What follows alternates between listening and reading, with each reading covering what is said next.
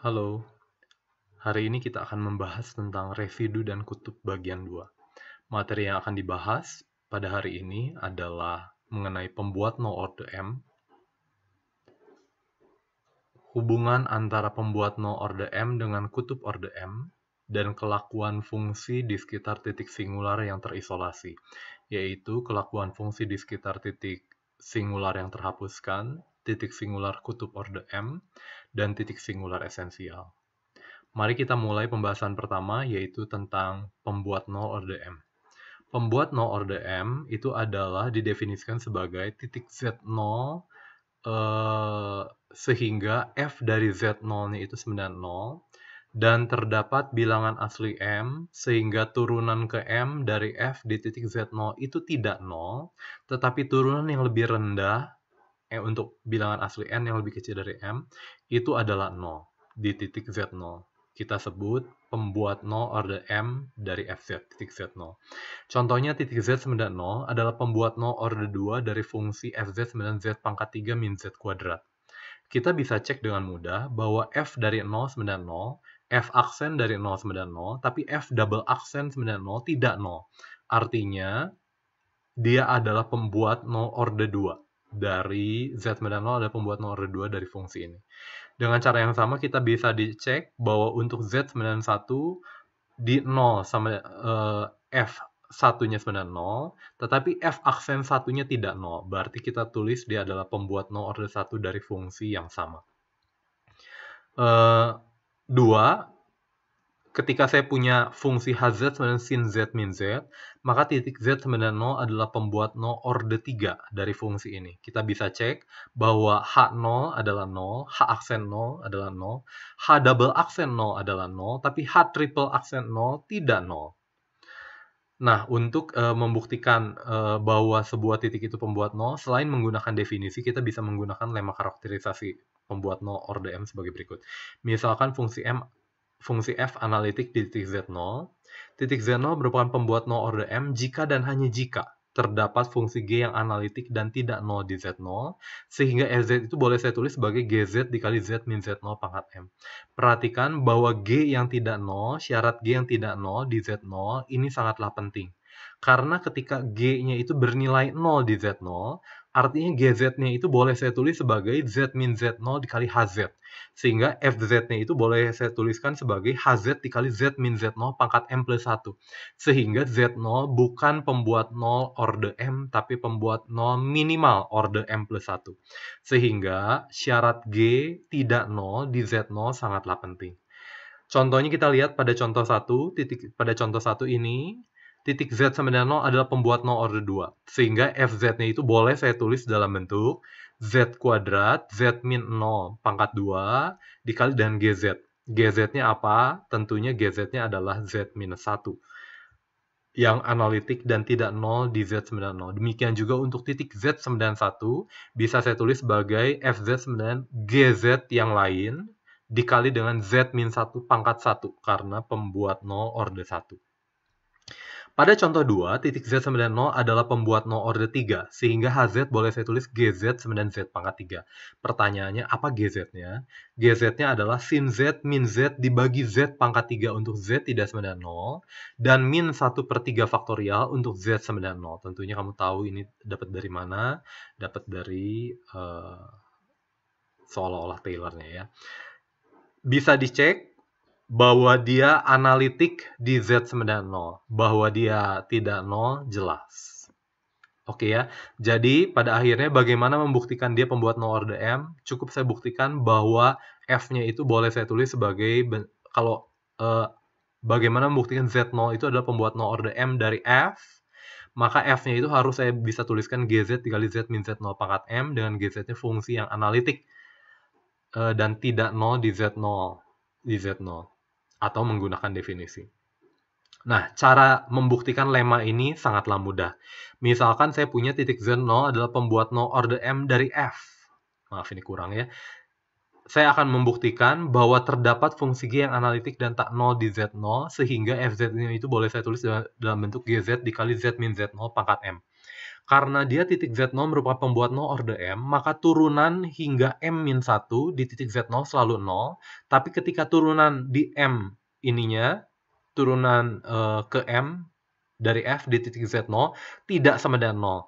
Artinya, suku AM dari deret Taylor-nya, suku AM dari deret Taylor-nya, itu tidak 0. Sehingga karena fungsi f analitik di titik Z0, saya bisa keluarkan Taylor-nya, tapi karena berhubung ini selalu 0 untuk yang turunan yang lebih rendah dari M, maka FZ-nya ini bisa saya tuliskan sebagai sebuah konstan dikali Z min Z0 pangkat M, karena ini ada. Konstannya tentunya adalah konstanta untuk deret Taylor yang biasa, ditambah sebuah konstan dikali Z min Z0 pangkat M plus 1, ditambah sebuah konstanta dikali Z min Z0 pangkat M plus 2, dan berikutnya. Kalau saya tarik keluar Z min Z0 pangkat M, sisanya adalah turunan ke M dari F di titik Z0 dibagi dengan M faktorial, dan seterusnya. Dan itu adalah hanya polinom, polinom itulah yang kita jadikan G. Dan G-nya itu analitik dan tidak 0 karena turunan ke M dari F di titik Z0 tidak 0. Sebaliknya, kalau saya punya FZ-nya itu bisa ditulis sebagai GZ dikali Z min Z0 pangkat M, dan G-nya analitik tidak 0. GZ-nya itu boleh saya uraikan dalam deret Taylor. Tentunya adalah GZ0 ditambah dengan G aksen Z0 dibagi 1 faktorial dikali Z min Z0, dan seterusnya. Tetapi kamu ingat GZ0-nya tidak 0 karena syarat ini. Akibatnya begitu saya kalikan dengan Z min Z0 pangkat M, maka suku dengan pangkat terendah itu adalah GZ0 dikali Z min Z0 pangkat M. Sehingga kalau saya mencari turunan pertama di Z0, turunan kedua di Z0, hingga turunan M-1 akan menghasilkan 0, bisa kamu coba sendiri. Tetapi turunan ke M-nya itu tidak sama dengan 0. Kamu coba sendiri ya.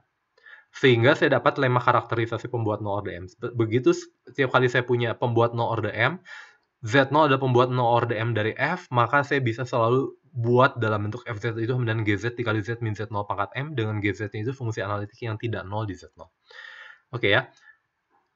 Nah, berikutnya kita mau masuk ke teorema hubungan pembuat 0 dan kutub.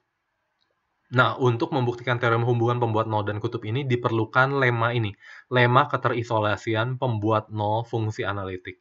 Lemma yang di bawahnya ini adalah lemma tentang ketunggalan kontinuasi analitik yang pernah kita bahas dulu di bab 2. Kita akan melihat buktinya, tetapi kita tidak akan masuk terlalu dalam karena ini sudah pernah dibahas dan kamu bisa melihat bahasan secara lengkapnya di buku karena sebenarnya tidak terlalu berkaitan dengan pembuat 0 dan kutub. Nah, kita lihat yang pertama lemma keterisolasian pembuat 0 fungsi analitik. Misalkan F analitik di Z0, F Z0 sama 0, tetapi tidak identik dengan fungsi 0 di setiap lingkungan dari Z0. Artinya kalau saya punya lingkungan dari Z0, FZ0 sebenarnya 0, tetapi ada titik-titik lain sehingga dia tidak 0. Ya mungkin ada titik-titik lain sehingga dia 0. Tetapi kesimpulan saya adalah untuk suatu lingkungan, ada suatu lingkungan sehingga FZ-nya tidak pernah 0. Kecuali di Z0. Jadi dalam hal ini, Z0 itu adalah satu-satunya pembuat 0 di lingkungan Z ada cakram buka, Z min Z0, modulus Z min Z0 kurang dari epsilon. Oke ya, ini berarti pembuat 0 fungsi analitik selalu terisolasi. Selalu terisolasi. Kalau saya punya fungsi analitik, pembuat nolnya itu selalu terisolasi. Sketsa buktinya adalah seperti ini. Titik Z0 haruslah pembuat 0 orde M. Karena FZ0 sama dengan 0, tetapi tidak identik dengan fungsi 0 di setiap lingkungan dari Z0. Tidak identik dengan 0, karena kalau FZ0-nya sebenarnya 0, tetapi dia pembuat 0 dalam tanda kutip orde tak hingga, tentunya dia menjadi fungsi konstan 0. Sehingga dia pastilah pembuat 0 orde M untuk suatu M tertentu. Akibatnya FZ-nya boleh saya tulis GZ dikali Z min Z0 pangkat M, dengan G itu analitik dan tak 0 di Z0. Perhatikan, Karena G-nya analitik dan tidak nol di Z0, maka G-nya itu pasti continue di Z0. Karena dia continue, akibatnya terdapat epsilon positif, sehingga GZ-nya itu tidak pernah nol di lingkungan ini. Sehingga kalau saya melihat pada lingkungan ini, GZ tidak nol, dan ini tidak nol. Kenapa ini tidak nol? Karena Z0-nya tidak termasuk. Jadi ini tidak nol, sehingga perkaliannya juga tidak pernah nol. Sehingga pada lingkungan yang kecil ini, berlaku FZ-nya tidak pernah nol. Akibatnya, pembuat nol dari fungsi analitik selalu terisolasi. Nah, kita lihat lemma ini menggunakan lemma keterisolasian pembuat nol fungsi analitik. Kita lihat secara cepat saja. Misalkan f analitik di N0, lingkungan N0 dari Z0, dan Fz sama dengan 0 pada suatu domain D, atau ruas garis L di N0 yang mengandung Z0. Akibatnya Fz itu pasti identik 0 di N0. Sketsa buktinya berdasarkan lemma sebelumnya, pasti ada lingkungan N dari Z0 sehingga F-nya itu identik dengan 0. Karena kalau dia tidak identik dengan 0, mana mungkin ada ruas garis yang sepanjang ruas garisnya itu ada F di titik sepanjang ruas garisnya itu adalah 0. Tidak mungkin. Atau F pada suatu domain yang mengandung Z0-nya itu sama dengan 0. Tidak mungkin. Karena pembuat 0-nya itu harus selalu terisolasi. Tidak mungkin pembuat 0-nya itu sepanjang garis atau pada suatu domain. Akibatnya, karena F analitik berdasarkan yang tadi, maka F-nya itu pasti identik dengan 0 di N. Karena identik dengan 0 di N, maka saya bisa membuat deret Taylor di sekitar Z0 di N ini. Dan deret Taylor di sekitar Z0 tentunya adalah 0. Kenapa? Karena dia F-nya identik dengan 0. Sehingga turunan keberapapun adalah 0. Tetapi F-nya ini analitik pada lingkungan N0. Analitik pada lingkungan N0. Dan representasi deret Taylor kita tahu adalah tunggal. Sehingga kita akan mendapatkan bahwa Fz-nya juga identik dengan 0 di N0. Oke ya.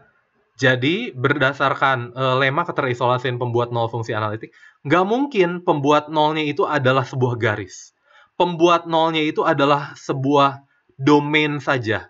Tidak mungkin, karena pembuat 0 dari fungsi analitik itu pasti terisolasi. Ini tidak terisolasi. Kalau tidak terisolasi, pasti semuanya 0. Itu ya. Nah, berikutnya kita akan menggunakan teorema lemma yang sebelumnya untuk membuktikan ini. Teorema hubungan kutub dan pembuat 0. Misalkan fungsi P dan Q analitik di Z0, dan PZ0 ini tidak 0.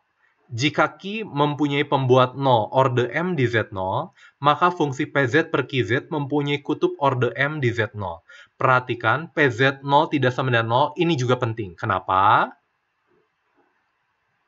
Ya, kamu coba pikir ya. Nah, sketsa buktinya seperti ini. Berdasarkan lemma keterisolasian pembuat 0 fungsi analitik, maka pembuat 0 dari Z0 pastilah terisolasi.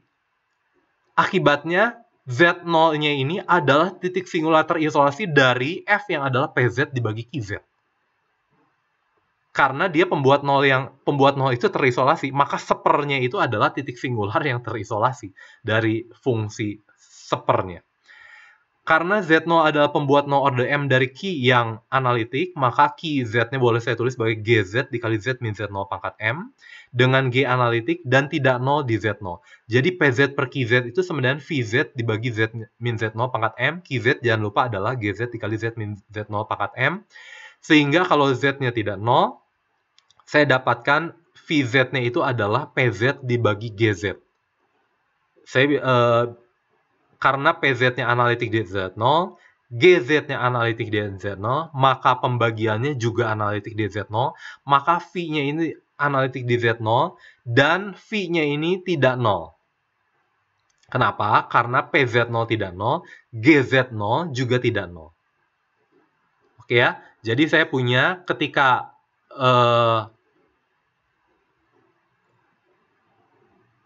jadi saya punya PZ itu analitik. Oke, jadi pada akhirnya ini itu boleh saya tulis sebagai VZ dibagi Z min Z0 pangkat M.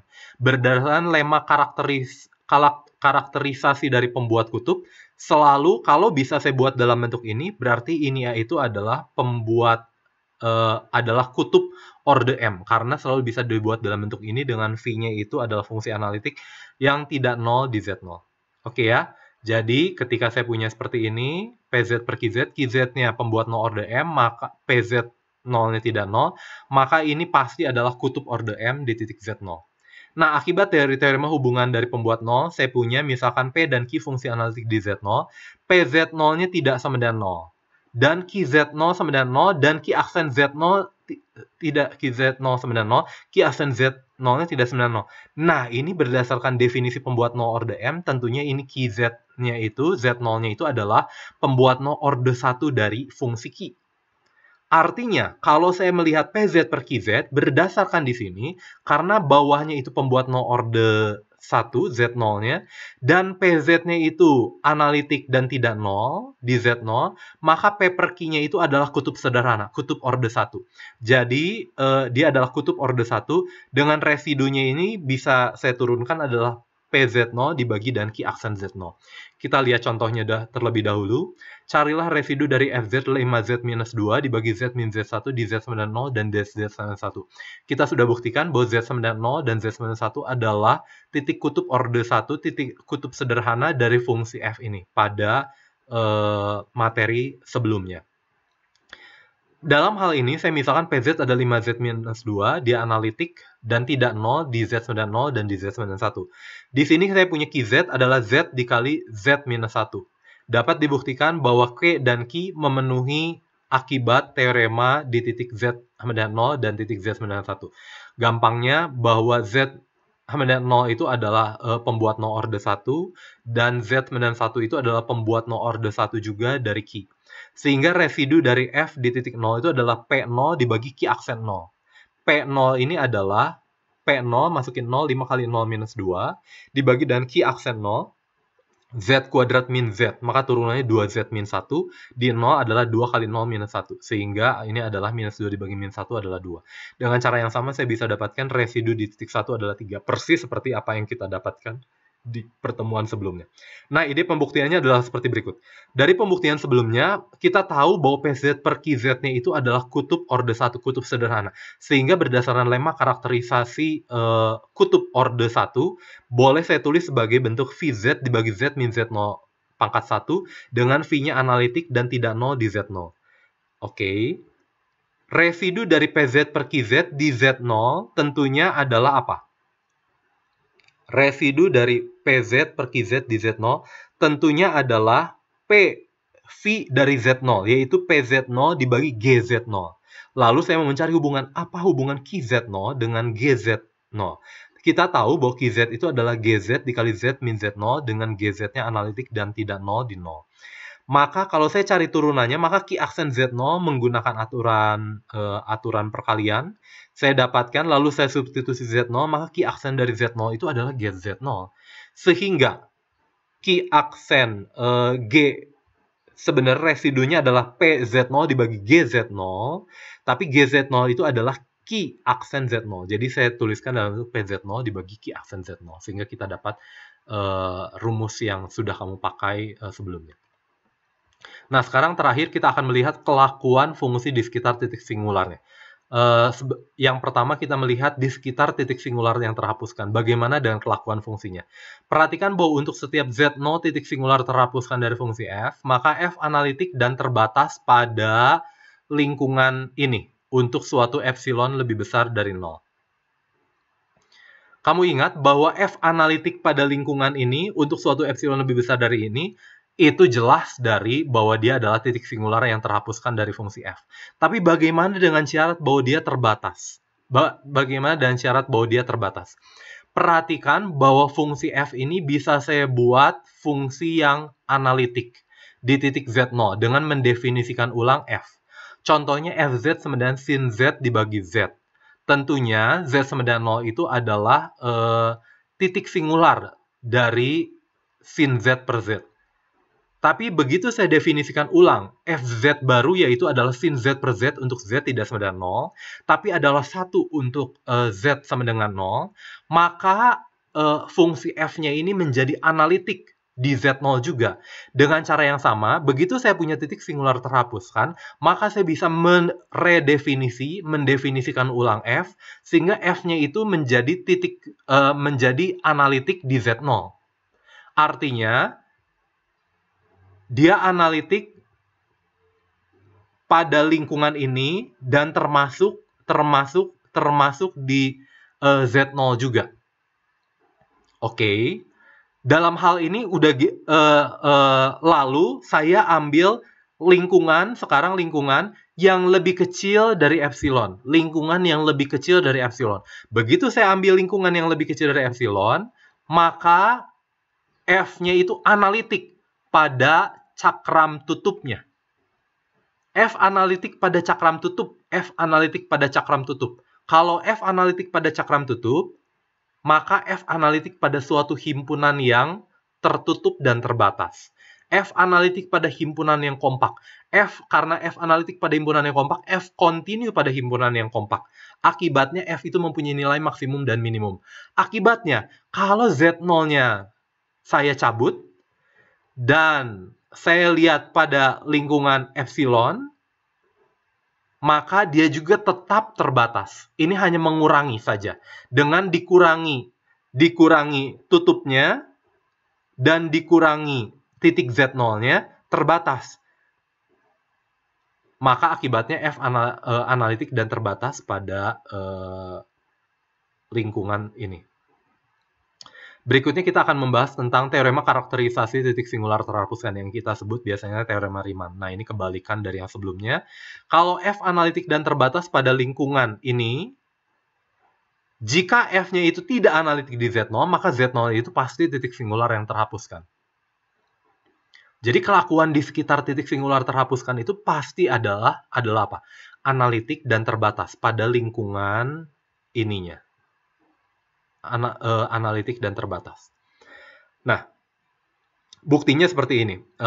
Karena dia analitik dan terbatas pada lingkungan ini, dan F tidak analitik di Z0, maka selalu saya bisa buat deret Laurentnya pada lingkungan R untuk suatu R.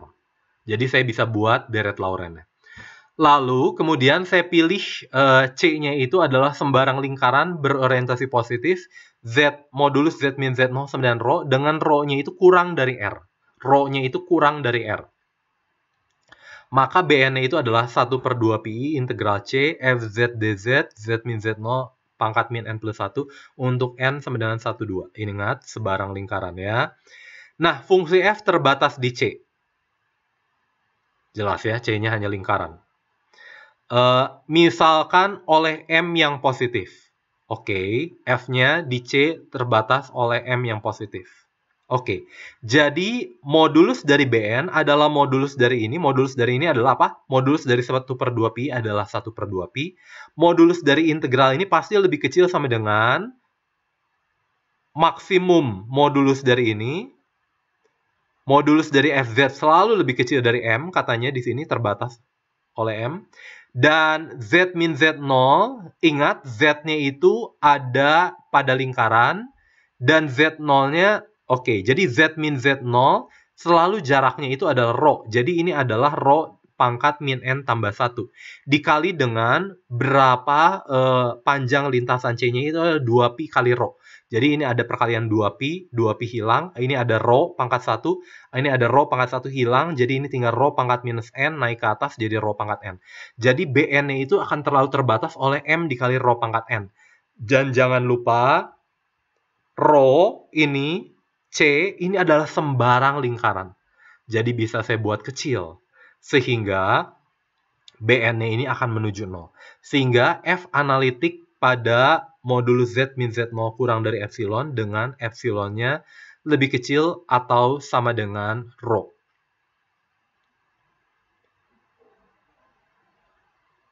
Jadi, akibatnya representasi deretnya tidak mengandung ini. Jadi, kalau tanpa 0, dia adalah ini. Kalau dengan 0, 0-nya tidak analitik.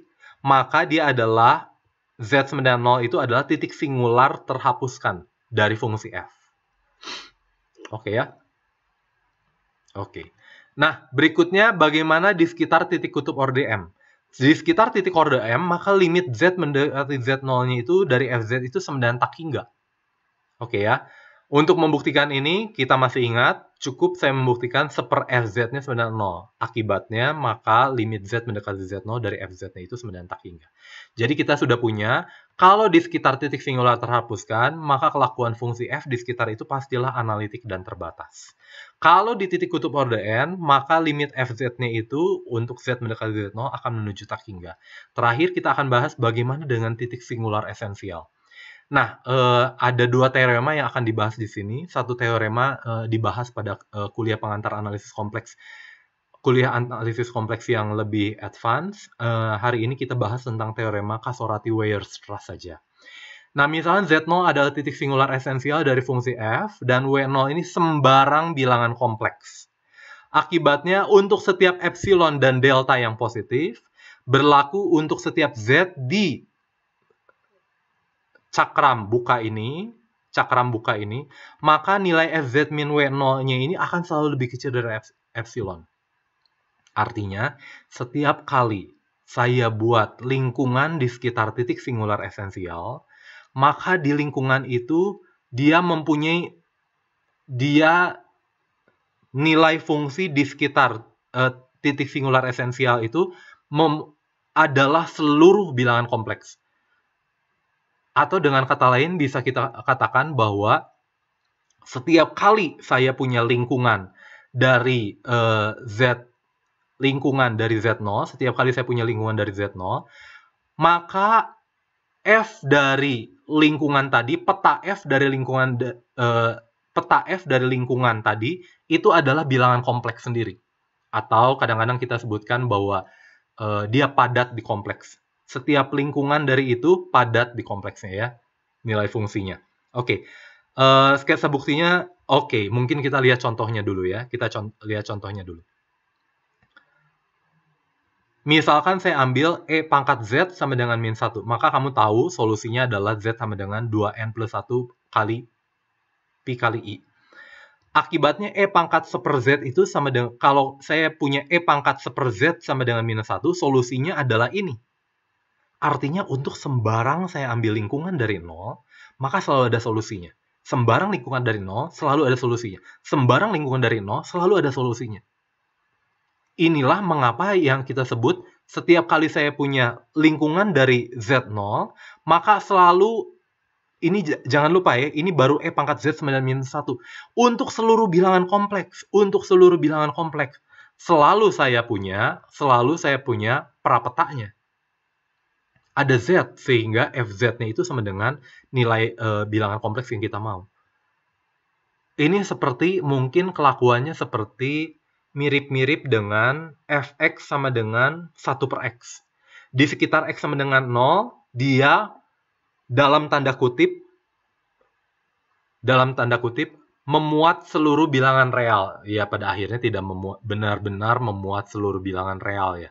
Contohnya, saya kalau pengen punya 1/100, tentunya saya harus pilih deltanya sama dengan 100. Sehingga dia memuat 1/100. Ya, mirip-mirip, kira-kira mirip-mirip seperti itu ya. Bahwa di sekitar titik singular esensial, maka di persekitaran itu, nilai fungsinya itu adalah seluruh bilangan kompleks. Oke ya. Coba kita lihat buktinya.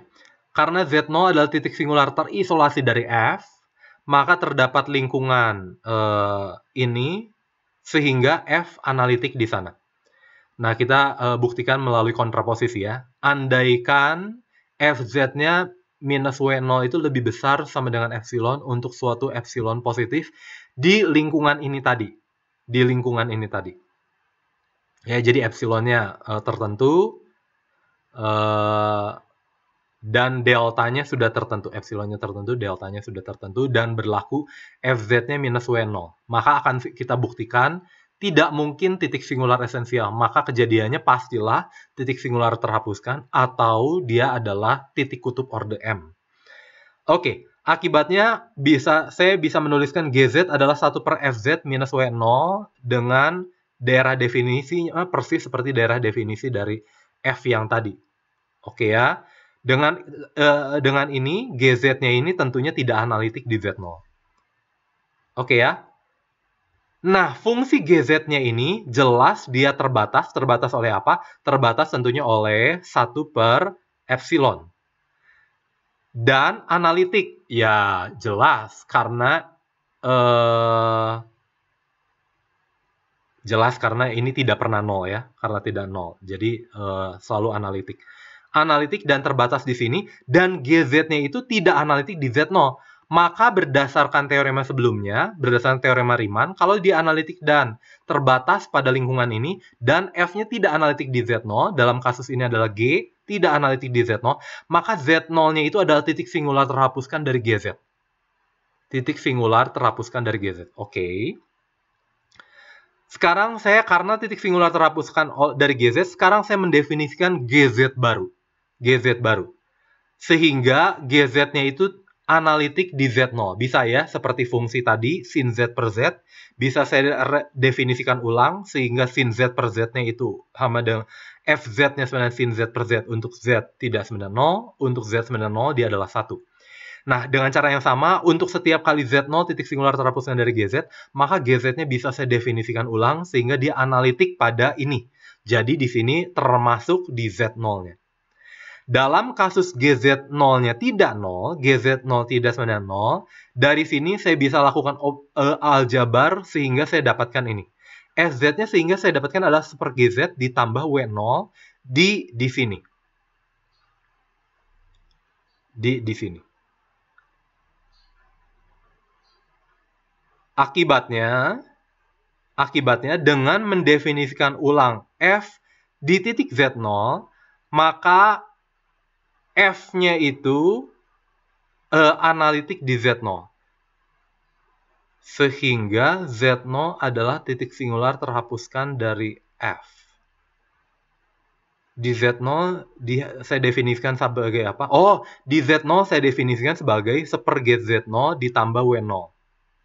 Oke ya, 1 per GZ0 ditambah W0. Kan G di Z0 boleh saya definisikan tadi di sini. Jadi artinya sekarang GZ-nya analitik dan tidak 0, maka 1 per GZ-nya juga analitik dan tidak 0, ditambah suatu konstan masih analitik dan tidak 0. Jadi F-nya itu sekarang analitik di Z0. F-nya sekarang analitik di Z0. Sehingga Z0-nya ini adalah titik singular terhapuskan dari F. Kenapa? Karena Z0-nya ini titik singular terisolasi dari F, dari asumsi awal.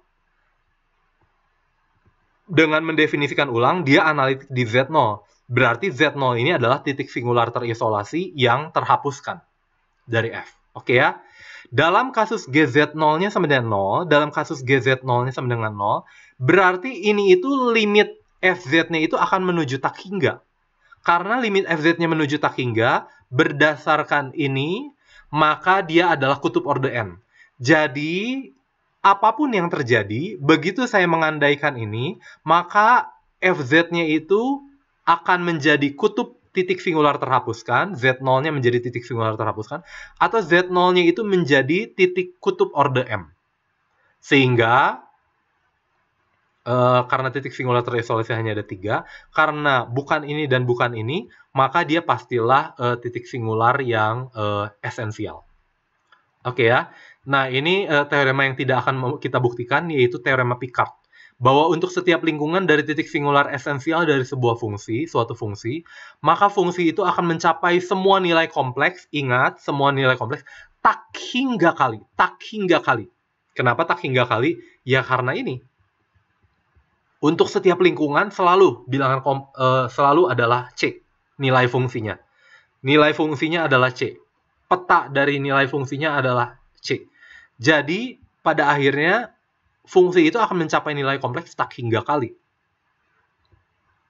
di setiap lingkungan dari titik singular esensialnya. Contohnya yang tadi ya. Nah, kecuali mungkin di satu nilai. Coba, untuk fungsi E pangkat 1 per Z ini, satu nilai apa?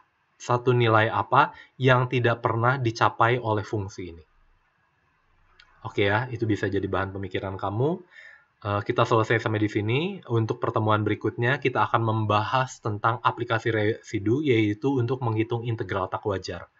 Pertemuan berikutnya kita akan mulai dari perhitungan integral tak wajar yang biasa untuk pecahan biasa, fungsi rasional dibagi fungsi rasional. Lalu kita masuk untuk yang Fourier-nya ketika sebuah fungsi pecahan dikalikan dengan fungsi sin atau fungsi cos, dan terakhir untuk integral tentu untuk fungsi yang memuat sin dan cos. Terima kasih.